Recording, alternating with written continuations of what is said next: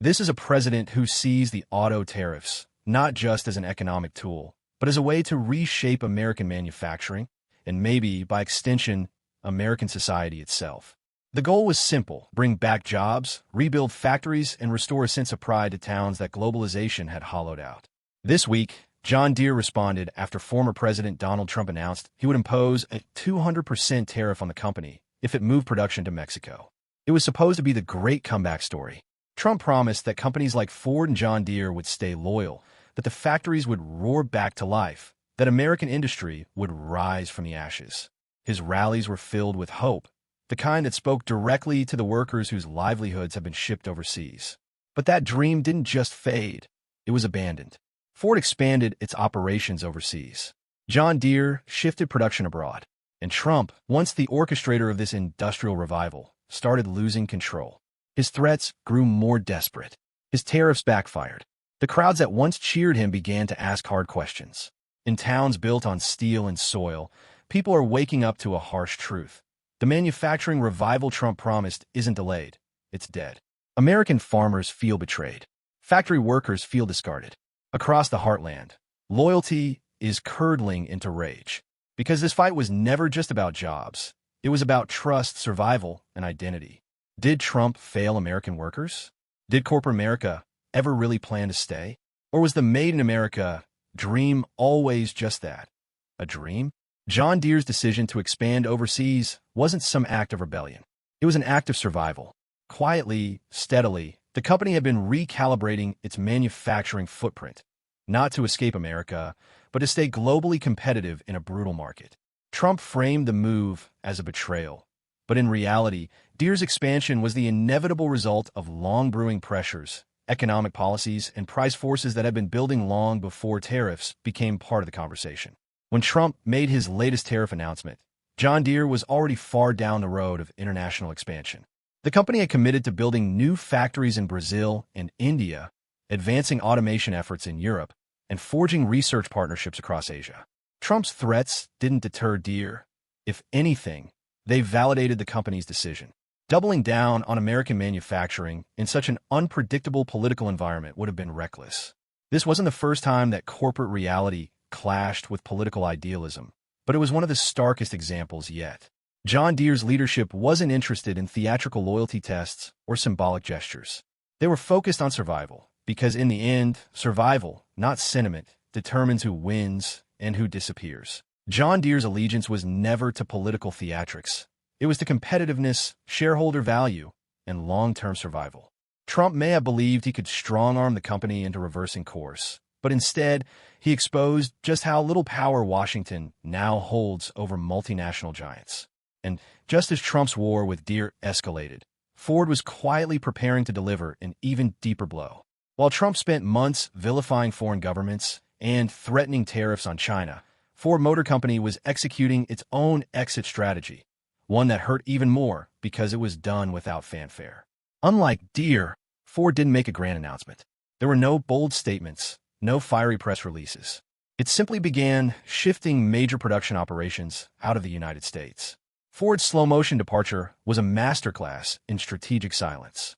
The company expanded electric vehicle production in Mexico, forged new manufacturing partnerships in Vietnam, and quietly trimmed investments in U.S. assembly plants, all without stirring the media pot.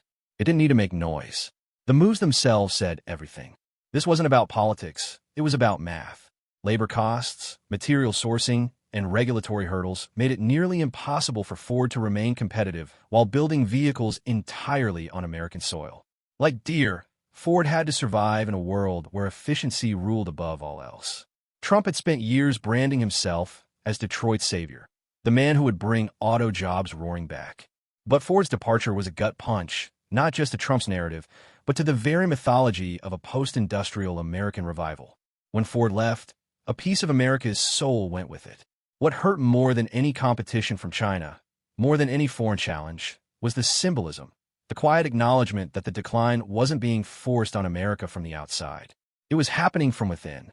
And in that silence, Trump didn't look like a populist warrior. He looked like a man shouting into the void. The corporate exodus didn't stop with Ford and Deere.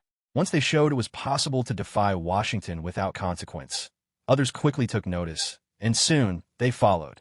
Trump had tried to impose a new kind of corporate loyalty test, and he failed it. He believed American corporations, like American voters, could be rallied through loyalty, shame, and the threat of retaliation. But the loyalty he expected from companies like John Deere and Ford was never grounded in economic reality. Deere and Ford were supposed to be loyal. That was the unspoken deal. Trump had defended them, praised them, and built his brand around their success. In return, he expected obedience. But when the real pressure came, these companies chose independence over submission. Once that illusion of corporate patriotism shattered, it didn't just collapse, it triggered a wave. General Motors started exploring new production lines in South Korea. Caterpillar accelerated its expansion into India. Whirlpool quietly shifted operations to Poland. A new era was beginning, one where an American president's approval no longer dictated corporate behavior. Ford had already begun quietly reconfiguring its supply chain, accelerating investment in plants across Mexico and Southeast Asia. Deere had secured foreign tax incentives and mapped out alternative shipping routes through Brazil and India. Both companies had full teams monitoring Trump's rhetoric, lobbying Congress, and running media damage control. They didn't just expect the storm, they were prepared to ride it out. They understood something Trump seemed to miss. The future of manufacturing wasn't national. It was global. By the time Trump called for punishing tariffs, Deere was just weeks away from finalizing a new facility in Pune, India. Ford had already wrapped up a quiet deal to expand its electric vehicle production in Vietnam. Trump could rage all he wanted, but the ships were already sailing, literally. And if he tried to stop them, the legal and diplomatic blowback would be even worse. These companies weren't cowed by tweets. They were multinational titans with diversified revenue streams, legal teams stretching across continents, and war chests capable of outlasting almost any political storm. But their real advantage wasn't just economic, it was narrative control.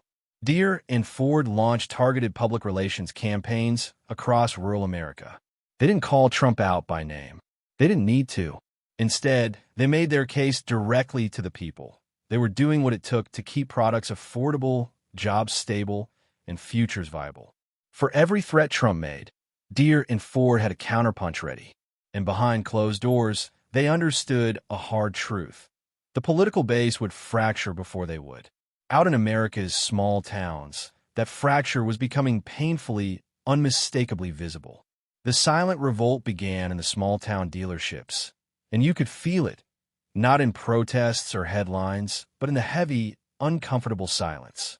In places like Ottawa, Iowa, and Van Buren, Arkansas, dealership showrooms that were once alive with small talk and the steady rumble of engines now sat in quiet dread. Salesmen stood behind counters scrolling through their phones. Service bays, once filled with the clatter of tools and the buzz of conversation, echoed with emptiness. Farmers drove past instead of pulling in. Something had shifted, and nobody wanted to say it out loud. At first, it was subtle. A canceled financing deal here. A trade-in put on hold there. Then came the phone calls. Customers backing out of purchases, worried about the looming tariffs, asking if prices were about to spike next month. By the end of the week, some dealerships reported traffic drops as high as 30%. While corporate giants like Deere and Ford had entire crisis teams ready to manage the fallout, local dealerships were left to fend for themselves. Mechanics who had spent their entire careers working on John Deere equipment watched their appointment books dry up. With parts in question and prices rising unpredictably, farmers started delaying maintenance, unwilling to gamble on machines they might not be able to repair affordably. Dealership managers, facing shrinking margins, began quietly trimming employee hours and then letting staff go altogether. Ford dealerships weren't spared either.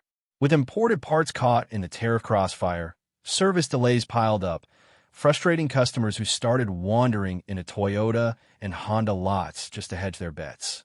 But this wasn't just about money. It was about trust. These dealerships weren't just businesses. They were institutions, woven into the fabric of their communities.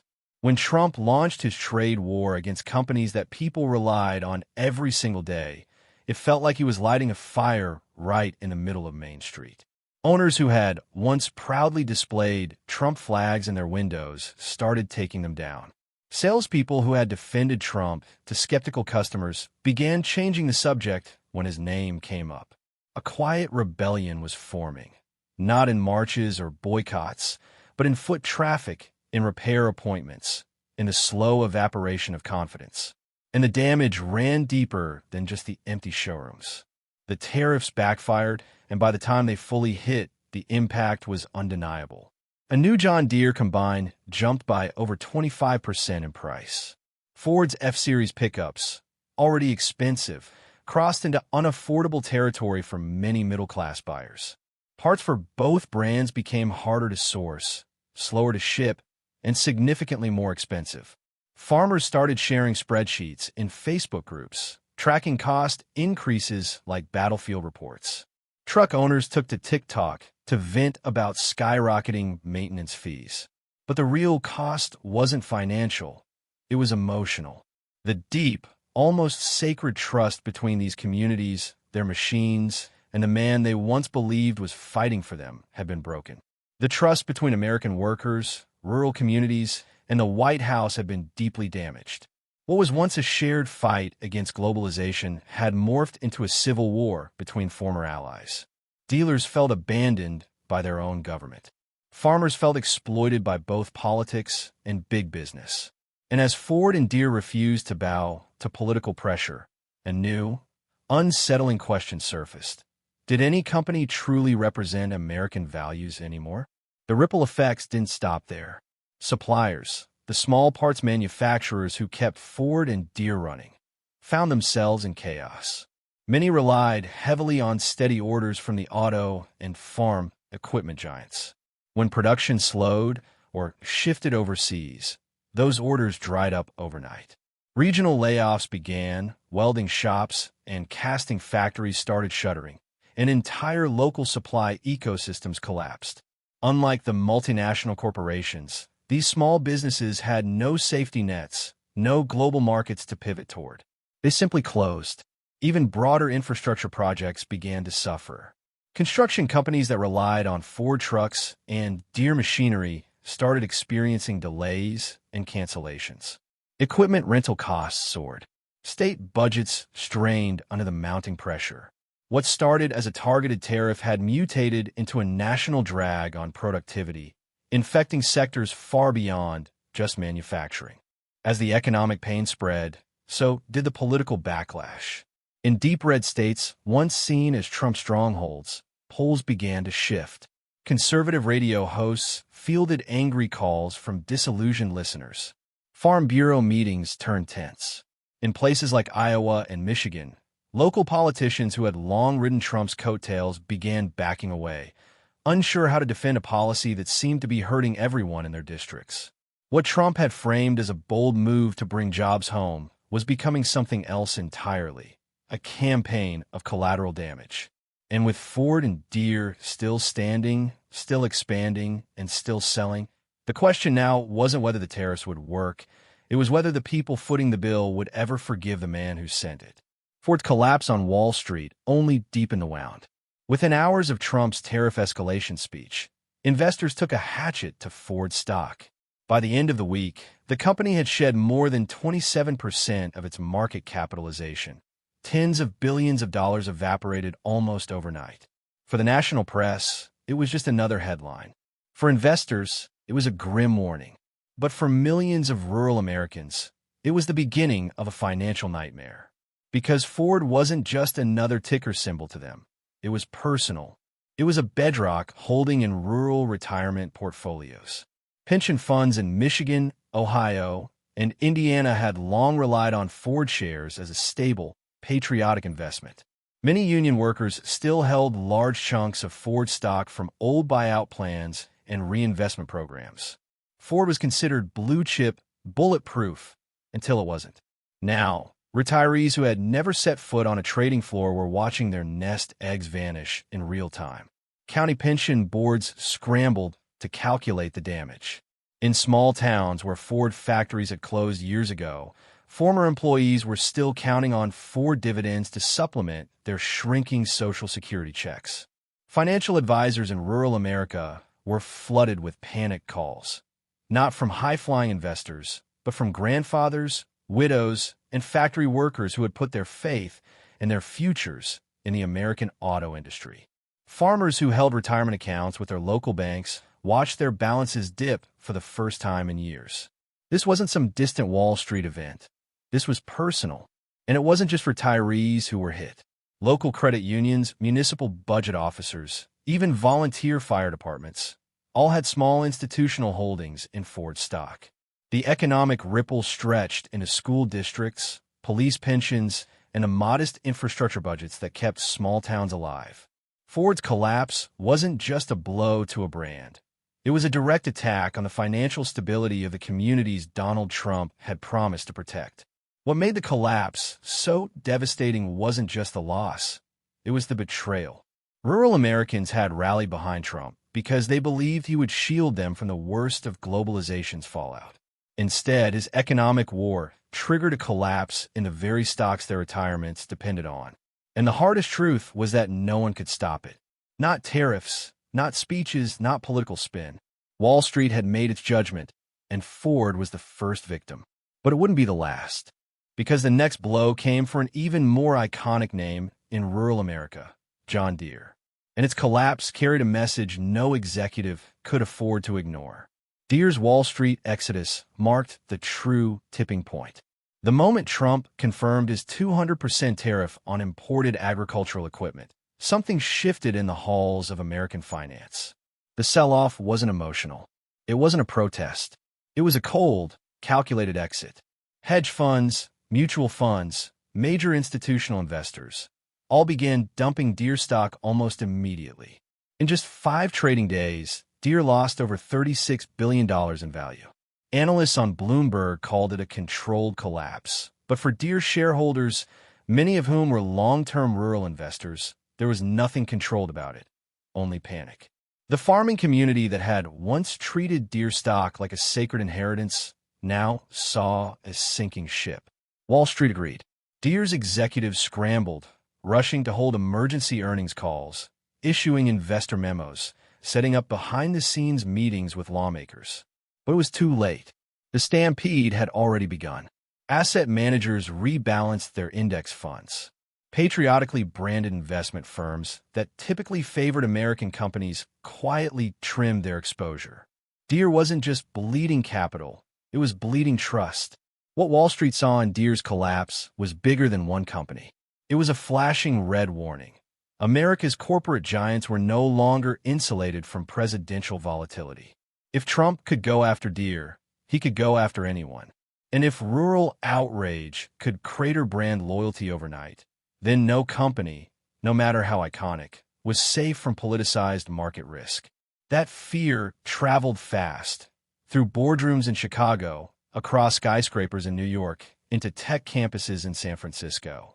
A new era was dawning, and it was built not on loyalty or nationalism, but on pure survival. The ones feeling the pain aren't just corporations, they're farmers, teachers, factory workers, and retirees. People who woke up one morning to find their financial security weaponized in a political battle they never signed up for. Rural America, the very heartland that Trump promised to defend, now stood as ground zero for the fallout. In places like Nebraska, Iowa, and Kentucky, the anger wasn't ideological. It was personal. It wasn't about left or right. It was about livelihoods, about whether the next tractor payment could be made, whether retirement savings would survive another quarter, whether Main Street could weather another wave of layoffs. At town halls and farm bureau meetings, the mood shifted from frustration to something darker, betrayal. Farmers asked how they were supposed to harvest when equipment costs had soared. Parents wondered if their kids would ever come home from college to find jobs that hadn't been outsourced or automated. Local business owners questioned if their communities could survive a second economic gut punch in a decade. And through it all, there were no clear answers. The White House called it a necessary fight. Cable news spun it as a bold gamble. But in the diners, truck stops, and VFW halls across the Midwest, it didn't feel like a fight for American greatness. It felt like collateral damage. The kind inflicted not by some foreign adversary, but by a government that had claimed to be their champion. And just as the economic pain deepened, the political ground began to shift under Trump's feet. For the first time, loyalists in deep red states started asking a dangerous question. Had they been sold a dream that was never meant to survive contact with reality? The once promised economic revival is now caught in the crossfire. Equipment prices are spiking, factory shifts are being canceled, supply chains are breaking, and it's all happening without a vote, without a hearing, without a single debate in Congress. What started as a tough stance on trade has morphed into a unilateral campaign of economic shock, with no clear off-ramp. This isn't about negotiation anymore. It's about retribution. Trump isn't trying to fix a trade imbalance. He's trying to punish the companies that challenge him publicly. And when voters realize that the pain is falling on them, not on the CEOs, the backlash could be seismic. Farmers are starting to speak out. Union leaders are privately pleading for clarity, and even some Republican lawmakers are quietly questioning the wisdom of escalating a fight that seems to have no plan, no exit, and no winners. What began as a show of strength has turned into a showcase of instability. The companies Trump claimed were the heart of America are now fleeing. The voters he promised to protect are paying more and earning less. And the manufacturing comeback he pledged, it's collapsing on live television. This is the trade war nobody voted for. And the longer it drags on, the more Americans wonder why they were drafted into an economic conflict they never agreed to fight. Meanwhile, while politicians rage about tariffs, corporate loyalty, and economic sovereignty, the real shift has already happened, quietly and permanently. The beating heart of American manufacturing, places like Michigan, Ohio, and Illinois, has been hollowed out and replaced by a new global triangle: Mexico, China, and Vietnam. Corporate America has no intention of reversing it.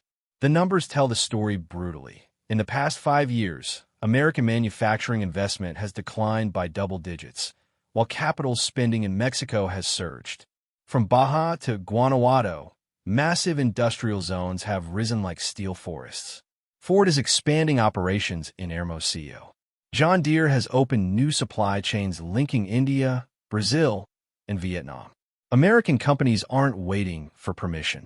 They're not counting on Washington to stabilize trade policies or protect their bottom line.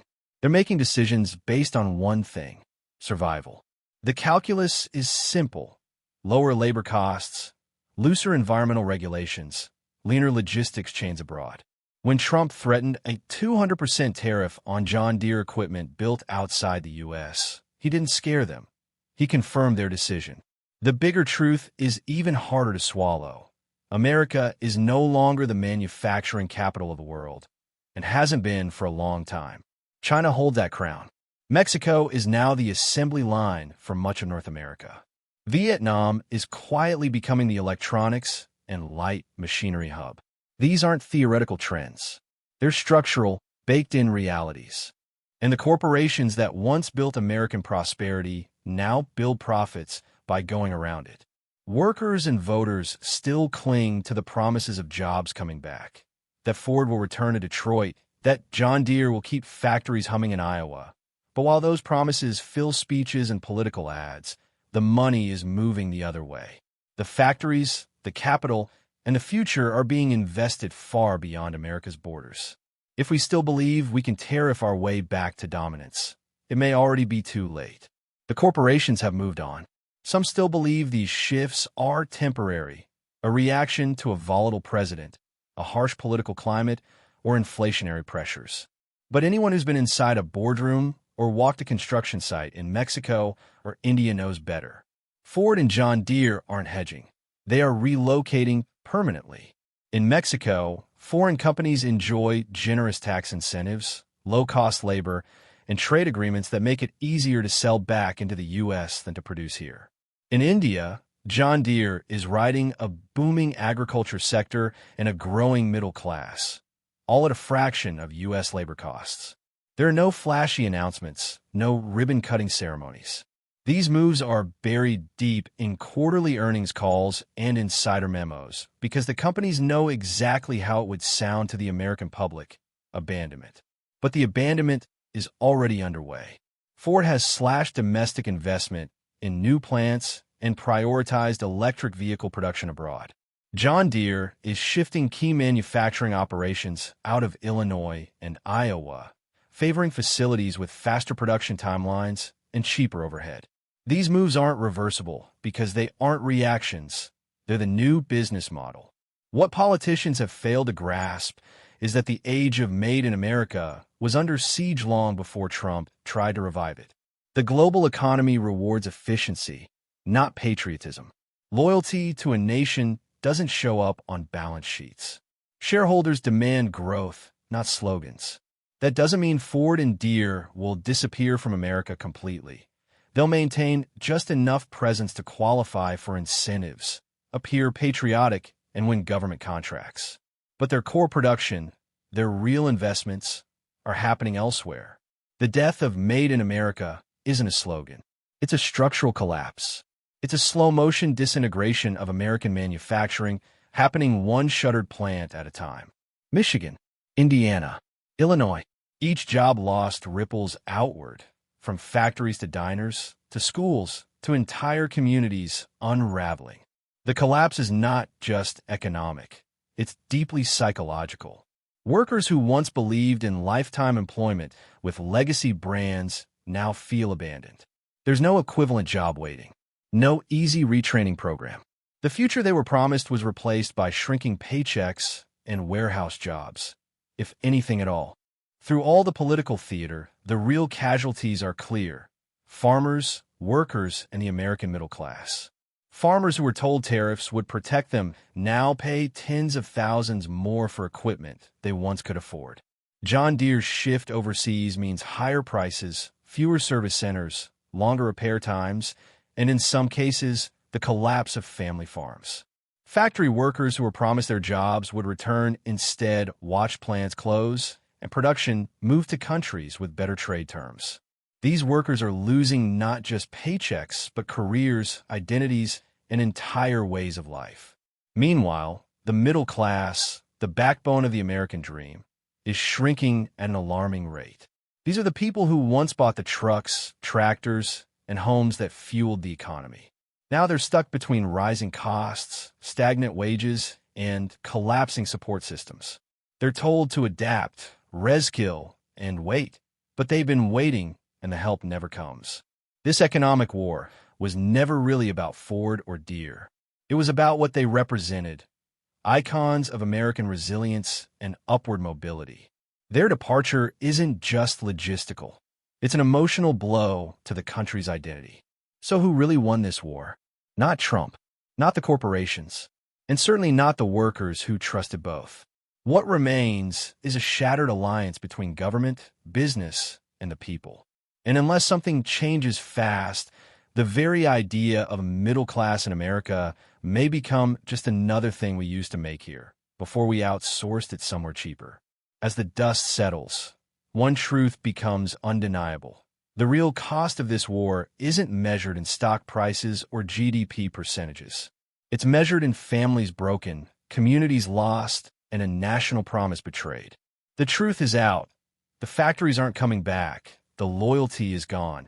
And the ones paying the price are the very people who were promised everything and left with nothing. If that hits home, drop a comment. Are you seeing this where you live? And if you haven't yet, subscribe to our channel.